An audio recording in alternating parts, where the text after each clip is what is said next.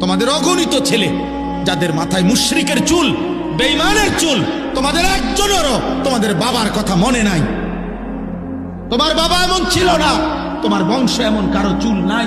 বিগত 100 বছরে তোমার ফ্যামিলির কেউ এমন চুল রাখে নাই। তুমি কোন বেঈমানের মতো চুল রাখছো? মানে তুমি এই প্রথম তোমার বংশ থেকে, তোমার ধর্ম থেকে তুমি নিজেকে সম্পর্ক বিচ্ছিন্ন করে দিলা। এর পরের জেনারেশন যদি তোমার হাতে তৈরি হয়, তোমার আমার সন্তান, আমি আমার বাবার সন্তান, আমার বাবা টুপি মাথায় দিছেন, আমিও আজও টুপি মাথায় দেই। আমার বাবা দাড়ি রাখছেন, আমি আজও দাড়ি রাখি।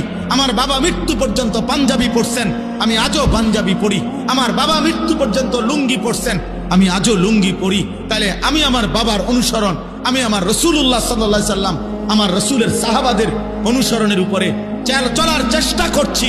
কিন্তু তুমি তো তোমার আল্লাহ, তোমার রাসূল, সাহাবা, আউলিয়া, উলামা, এমনকি তোমার আপন বাবা এবং পূর্বপুরুষের থেকেও সম্পর্ক বিচ্ছিন্ন করে চুলে, চেহারায়, লেবাসে, পোশাকে, চাল চলন, চিন্তা, হাসি, মজাক, কথাবার্তা সবকিছুতে নিজেকে বিচ্ছিন্ন, আলাদা করে দিলা। কি বুঝাইতে চাচ্ছ তুমি? মুসলমান না বেঈমান? কি বুঝাইতে চাও? কি বলতে চাচ্ছ তুমি? তোমার মতো বেডই না হইলে ইসলাম টিকবে না, না?